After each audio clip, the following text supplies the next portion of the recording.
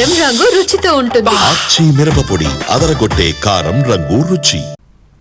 CM Chandrababu వద్ద deputy CM Pawan Kalyan పాలేరుగా పనిచేస్తున్నారని, జనసేనను త్వరలోనే మరే పార్టీలో విలీనం చేస్తారని వైసీపీ ఎమ్మెల్సీ బొమ్మి ఇజ్రాయెల్ అనుచిత వ్యాఖ్యలు చేశారు.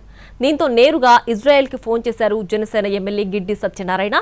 నోరు జారొద్దని హెచ్చరించారు. ఫోన్ పెట్టేశాక ఇజ్రాయెల్ మళ్లీ తనదైన శైలిలో మాట్లాడారు. పవన్ సీఎం అవ్వాలని తాను సూచన చేస్తే అందులో తప్పేముందని నిలదీశారు.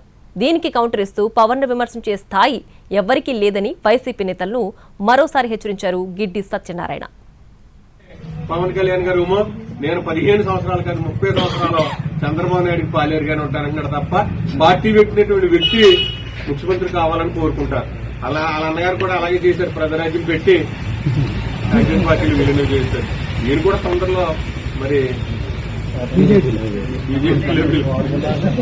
బీజేపీలో చేస్తాడా లేదా ఆయన పెద్ద తండ్రి చంద్రబాబు నాయుడు చేస్తాడో తెలియదు కానీ చేయటం మాత్రం పట్ట.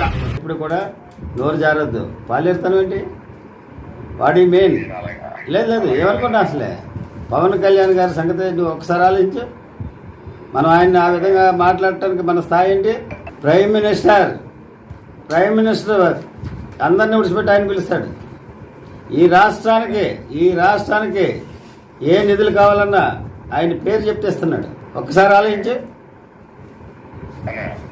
తప్పు. ఎప్పుడు అలా మాట్లాడద్దు. పాలేరుతనం అనే మాట ఉన్నది. మరి మీ నాయకుడికి నేను సూచన చేశా. ఈ రాష్ట్రంలో పార్టీ పెట్టారు, మీరు పార్టీ పెట్టి ముఖ్యమంత్రి అవ్వండి అని చెప్పాను. నేను తప్పేంటి అందులో? మీరు ముఖ్యమంత్రి అవ్వండి, మేము స్వాగతిస్తామని చెప్తుంటే మీరు దాన్ని గుమ్మడికాయల దొంగ భుజాలు తట్టుకున్నట్టుగా మీరు రెచ్చిపోయి మమ్మల్ని వార్నింగ్లు ఇవ్వాల్సిన అవసరం లేదు. మీ వార్నింగ్లకి మేము ఏం భయపడము. మీరు ఉన్నంతకాలం కూడా నేను శాసనమండలి సభ్యుడిగా ఉంటాను. నేను ప్రతిరోజు దీన్ని ప్రశ్నిస్తూనే ఉంటాను. విమర్శించే స్థాయి ఎవరికి లేదని తెలియజేస్తాను. ఎందుకంటే నిస్వార్థపరుడు, ఏ విధమైనటువంటి మచ్చలేని రాజకీయ నాయకుడు. అటువంటి వ్యక్తిని ఏదైనా మాట అనాలంటే ముందు వెనక ఆలోచించుకుని మాట్లాడాలని వైఎస్ఆర్సీపీ నాయకులకి హెచ్చరిస్తున్నారు. అలా కాని పక్షంలో తగినటువంటి చర్య తీసుకుంటామని ఇప్పుడే ఎమ్మెల్సీ బొమ్మిడి ఇజ్రాయెల్కి చెప్పడం జరిగింది.